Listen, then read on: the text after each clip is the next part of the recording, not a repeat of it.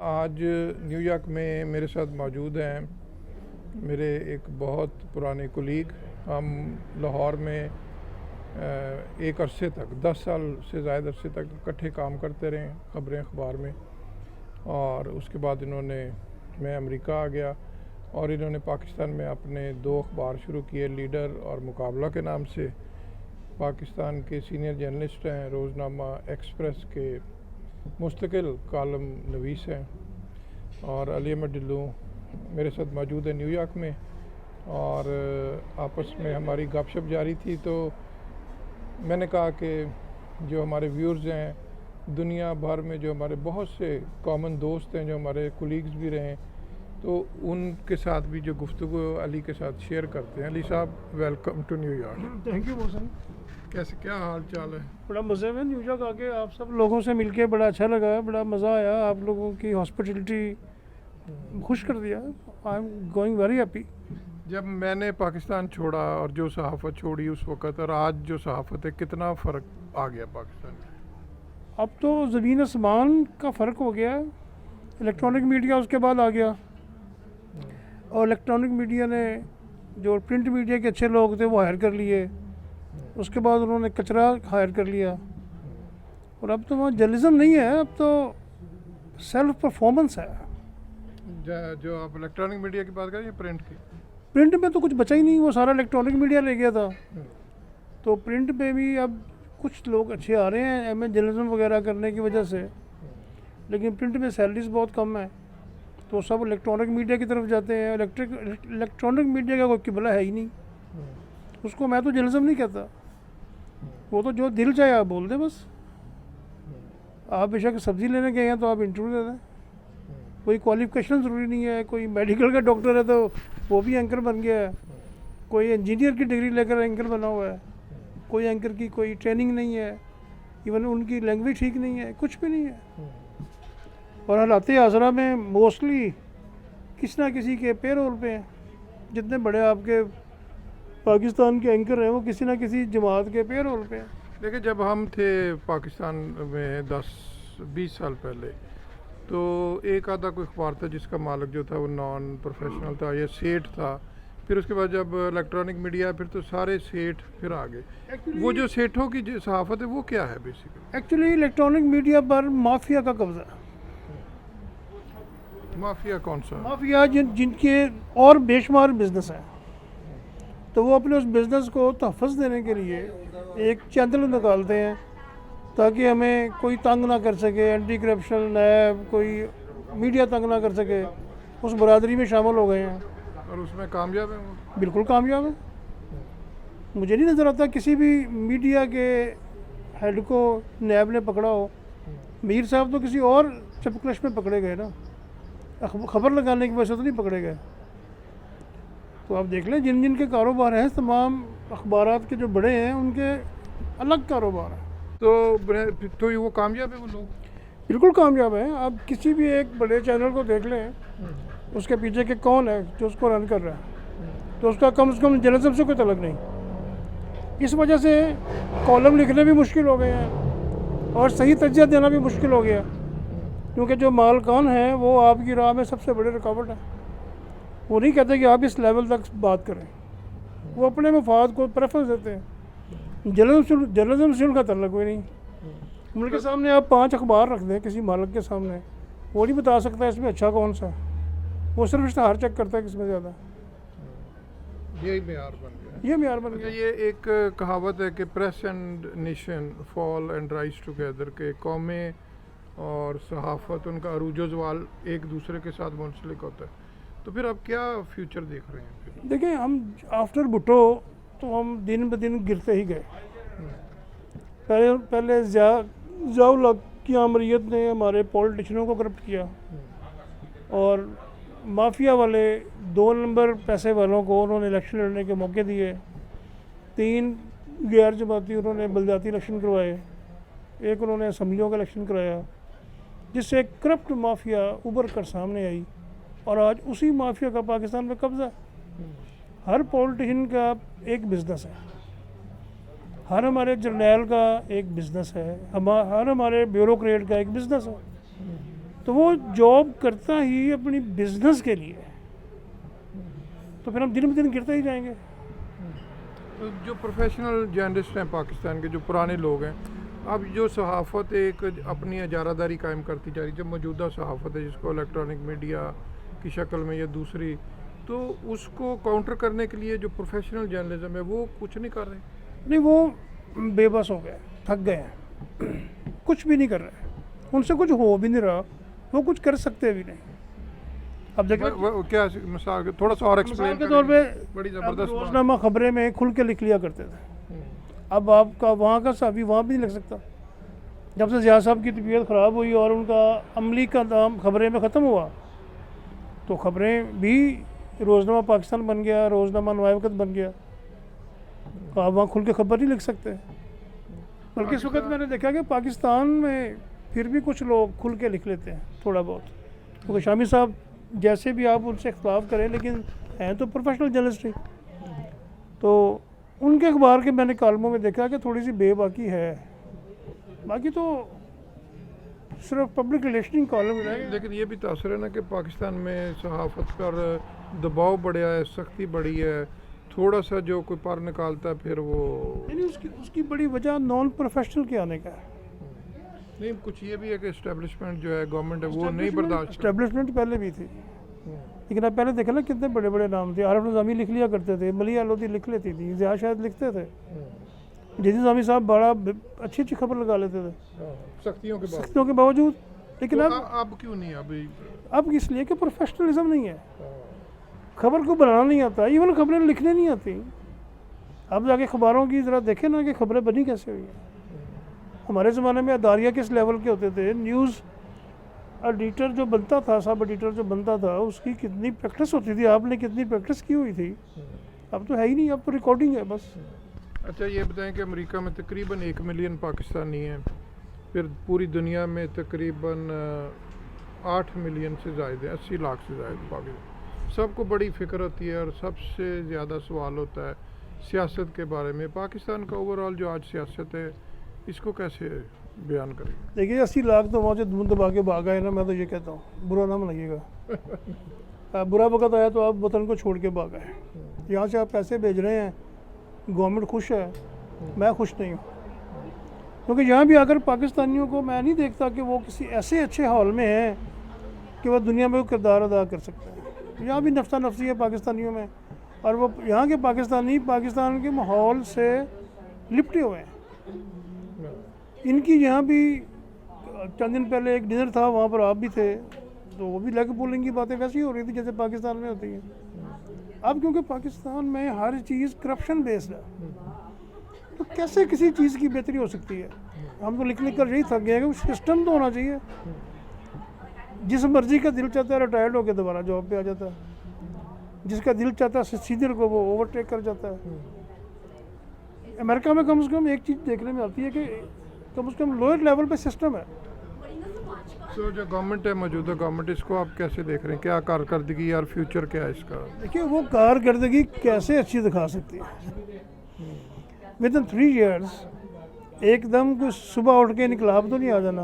मैं तो कह रहे थे कि मैं 90 दिन में ये कर दूंगा, 180 दिन में ये कर दूंगा। अपनी ख्वाब में जितना दिन उनका ख्याल था कि शायद मैं चाहूँगा तो हो जाएगा।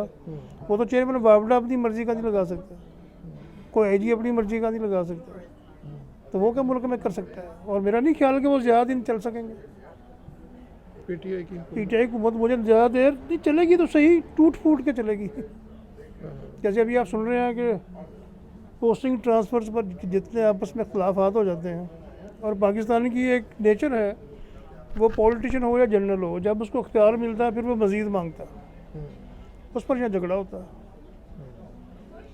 नवाज शरीफ का भी झगड़ा फौज के साथ हमेशा इस तरह हुआ। वो चाहते थे कि कोर कमांडर हम अपनी मर्जी का लगा लूँगा।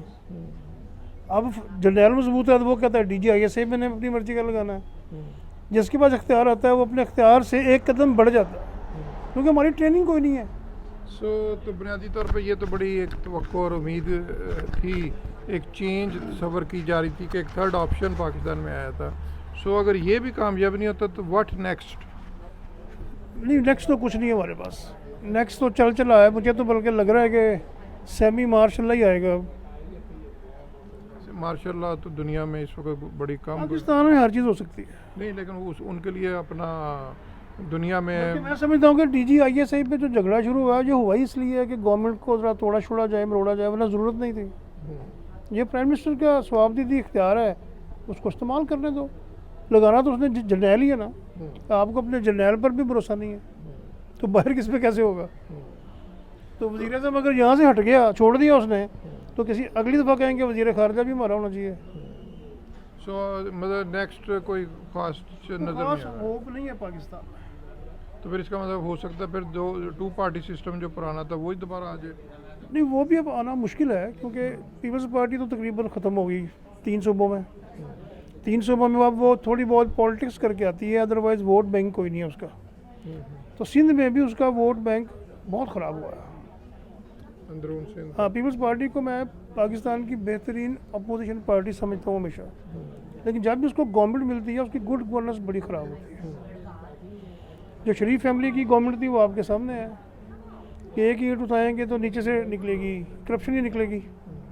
अब जो मौजूदा गवर्नमेंट है इसमें टीम वही है, ज़ियाउल हक से शुरू हो जाएँ तो जो पीपल्स पार्टी और जो नून लीग की बार बार हुकूमतें आती थी, ये वही लोग हैं ना। एक इमरान खान ही वो नया है ना, तो एक बंदा क्या कर सकता है यहाँ पे। और देखें इमरान खान भी तो एक स्पोर्ट्स मैन ही ना, उसको अब एकदम नेल्सन मंडेला कैसे समझ लेंगे।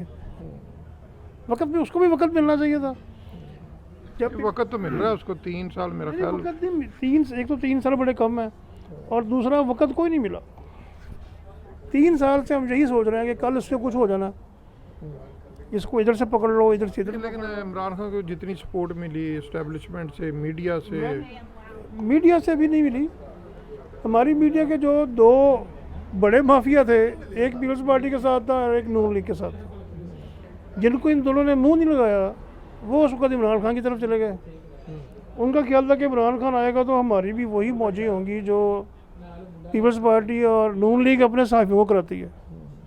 हमें भी प्लॉट मिलेंगे, हमें भी बाहर के वीज़े मिलेंगे, नेशनलिटियाँ मिलेंगी, कर्जे मिलेंगे। वो खान साहब की ये तबीयत नहीं थी, तो वो जो अब बचे थे वो भी खिलाफ हो गए। मीडिया तो सारा खिलाफ है उनके, और ब्यूरोक्रेसी भी खिलाफ है।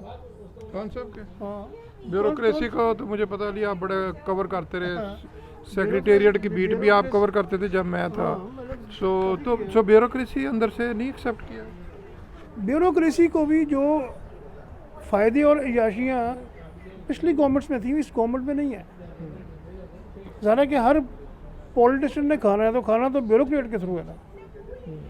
इस पर कुछ नैब का ज़्यादा ज़रूरत से ज़्यादा खौफ, फिर कुछ इमरान खान ने खुद उसने डिस्करेज किया करप्शन को, तो ब्यूरोक्रेसी क्या करे। अब आपके चीफ सेक्रेटरी की 3 लाख रुपये महीना तनख्वाह है, 3 लाख में वो जिंदा रह सकता। पाकिस्तान में इख्तियारात के साथ उसकी आमदनी मुताबिकत नहीं खाती, स्पेशली तनख्वाहदार पेशे की।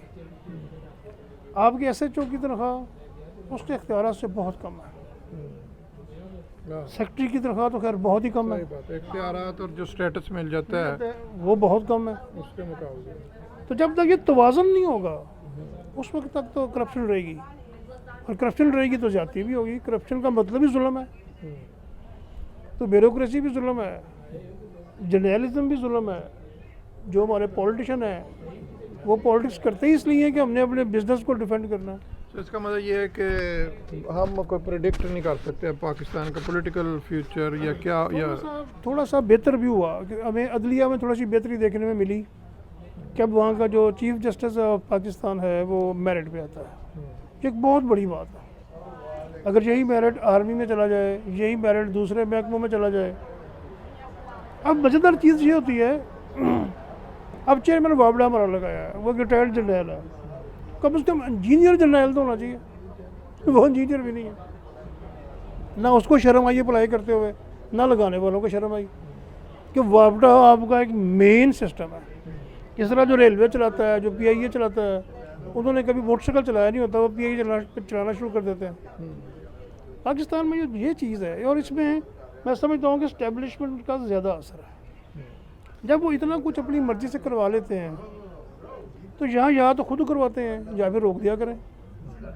आप लाहौर में रहते हैं तो उस्मान बुज़दार की गवर्नमेंट के बारे में या दुनिया में जो आम हमें तो मीडिया से ही पता चलता है लोगों को मुराद, वो सही बात है कि बिल्कुल एक पपट? नहीं नहीं, ये बिल्कुल गलत बात है। आपने देखे सारे वज़ीर आला कवर किए, शहबाज शरीफ, परवेज़ इलाही देखिए और बाकी भी तो परवेज़ इलाही का मुकाबला तो नहीं है, लेकिन उसके अलावा वो सबसे बेहतर है। शहबाज शरीफ से बेहतर है? शहबाज शरीफ को तो मैं कभी सीएम समझता ही नहीं। क्यों? वो तो एक शोबाज शरीफ था, बस डू नथिंग लुक बिजी। किया क्या उन्होंने? नहीं, वो कहते हैं तरक्की सारी कौन उसके सी दौर में। कौन सी तरक्की हुई? पंजाब में जो भी कोई तरक्की नहीं हुई। देखिए जो क्लेम करती मुस्लिम देखिए उन्होंने 56 कंपनियां बनाई आकर और महकमों का बेड़ा गर्क कर दिया, और 56 की 56 कंपनियां लॉस में। लेकिन वो ग्वाल मंडी के चौक, लक्ष्मी चौक में जाकर लंबे बूट पहन के खड़ा होना उनको आता था। जाके 2 सस्पेंड कर दो, 2 को हथकड़ियाँ लगा दो। इसके अलावा मुझे उनकी परफॉर्मेंस बताएं। अच्छा, जो शरीफ फैमिली में जो शहबाज शरीफ और नवाज शरीफ मरियम की जो पॉलिटिक्स है, ये वाकई वो सही पॉलिटिक्स है या वैसे ये आपस में कोई देखिए, गेम खेलते ये हैं, natural good cop bad cop game खेलते हैं? देखिए ये नेचुरल है, कब कहाँ पर नहीं होता ये। क्या भुट्टो फैमिली में ये नहीं हुआ? गांधी फैमिली में ये नहीं हुआ? अब्बासिया, अमविया, उस्मानिया, सब यही हुआ। यहाँ भी वही होना है। शहबाज शरीफ की ख्वाहिश है मेरा बेटा सामने आए, लेकिन जो प्रॉब्लम इस वक्त नज़र आ रही है, हमारे 3 इस वक्त हैं मेन बंदे जिन पर हमारी इन्हिसार कर रही है पॉलिटिक्स। बिलावल, वो अवामी आदमी नहीं है, उसको नीचे क्या हो रहा है उसे कुछ नहीं पता। बाज़ दफ़ा तो स्पीच जब कर रहा होता है पता होता लगता है कि उसने रटी हुई है। दूसरे आगे हमजा शहबाज साहब, उनको कतल नहीं पता इंटरनेशनल लेवल पे क्या है। उनकी एजुकेशन ना उनकी ना मरियम की इस लेवल की है ही नहीं कि वो इंटरनेशनल पॉलिटिक्स कर सके। हमारी तो बदकिस्मती ये है कि हम विरासती सियासत में फंसे हुए हैं। जिस दिन हम विरासती सियासत से निकलेंगे उस दिन पाकिस्तान के मुस्तकबिल के लिए पहली अच्छी आप ईंट रखेंगे जब आसफ जरदारी का बेटा बिलावल उसको एतजाज़ हसन सलाम करेगा, कमरुज़्ज़मा कायरा करेगा, मरियम को ख्वाजा आसफ करेगा, एहसन इकबाल करेगा, जिनका यहाँ पे आपस में कोई मुकाबला ही नहीं। तो खुशामदी पॉलिटिक्स नहीं होगी तो और क्या होगी? अच्छा, अब ये बताएं कि अब एक पाकिस्तान में अमेरिका के बारे में पाकिस्तान के लोगों को एक तस्वर है और आप अमेरिका आ रहे हैं गुज़श्ता कई सालों से, सो क्या फ़र्क आप समझते हैं? वहाँ अमेरिका के बारे में जो परसेप्शन है अवाम में और यहाँ पे जब आप आके देखते हैं, जो भी लोग आप देखते हैं, देखिए तो क्या फ़र्क देखते उसमें हैं? बहुत ज़्यादा फ़र्क है। हमारे मुल्क में अमेरिका से काफ़ी ज़्यादा नफरत है, जो मेरे ख्याल में गलत है। अब मैं को 15 दफ़ा आ चुका हूँ अमेरिका, मेरी तो कभी पेंट नहीं उतरी, मेरे साथ तो उन्होंने कभी बदकलामी नहीं की, मुझे तो कभी लाइन से निकाल के अलग खड़ा नहीं किया। कुछ लोग खड़े होते हैं लेकिन वो पूरी दुनिया से होते हैं, ये नहीं कि पाकिस्तान नहीं होते हैं। वहाँ पर इंडियन भी होते हैं, अफ्रीकी भी होते हैं, ब्राज़ीलियन भी होते हैं, इवन गोरे भी होते हैं। मैंने बड़ी दफ़ा देखा कि मुझे उन्होंने आराम से इमिग्रेशन करा दिया, गोरे को घंटा रोक ही रखा। उनका एक सिस्टम है। तो गवर्नमेंट टू गवर्नमेंट लेवल पे जो फिर आप समझते कैसे एज पीपल टू, एक तो ये तो क्या करना चाहिए फिर? नहीं, हमें देखिए हमारा तो अपना अभी तक ये नहीं पता कि हम हैं किसके साथ। अमेरिका से हमने सारी ज़िंदगी पैसे लिया, खाया पिया और उसको उतनी बड़ी बड़ी गाली दी। चीन, तुर्की हमें चूस के ले जाते हैं, उनको हम दोस्त कहते हैं। लेकिन स्ट्रेटेजिक इंटरेस्ट भी आ जाते हैं ना, फिर रीजनल मामला आते हैं तो फिर देखिए रीजनल मामला अपनी जगह है, हम कहीं मुसलमान हो जाते हैं, कभी रीजनल मामला ले लेते हैं, कभी दर्जा ज़रूरत भी आ जाते हैं। हमारे अपने कॉन्सेप्ट से क्लियर नहीं। मैंने देखो बताया ना कि यूएई में, सऊदी अरब में मैं जाने से घबराता हूँ, मेरी वहाँ इंसल्ट होती है, मुझे 2 नंबर है ही समझा जाता है। इवन इंडिया में मेरी यूएई और सऊदी अरब से ज़्यादा इज्जत होती है अगर मैं जाऊँ तो। किसी मज़ेदार चीज़ आप महसूस करेंगे कि इंडियन पाकिस्तान आते हैं, हम उनसे प्यार करते हैं, पाकिस्तानी इंडियन जाते हैं वो बड़ी इज़्ज़त करते हैं, बांग्लादेश में आपकी बड़ी इज़्ज़त है, तुर्की में फिर भी बेहतर है, सऊदी अरब और यूएई वाले तो आपको करीब नहीं बैठने देते, यूरोप वाले आपको नेशनलिटी भी दे देते हैं, कोई इस्लामी मुल्क आपको नेशनलिटी देने क्या करना क्या चाहिए? ये तो आप मसला बता रहे हैं ना, हल बताएं। मसला मैं इस पर काफ़ी लिख चुका हूँ हुसैन, कि सबसे पहले पाकिस्तान, हमें दूसरों के मामलों में नहीं घुसना चाहिए, मज़हब की बेस पे किसी की इज़्ज़त नहीं करनी चाहिए और मज़हब की बेस पे दुश्मनी नहीं बनानी चाहिए। हम बगैर सोचे समझे दूसरों की जंगों में कूद जाते हैं, और इस वजह से भुट्टो के बाद हमारी कौम एक शुगली कौम का हजूम बन गई है।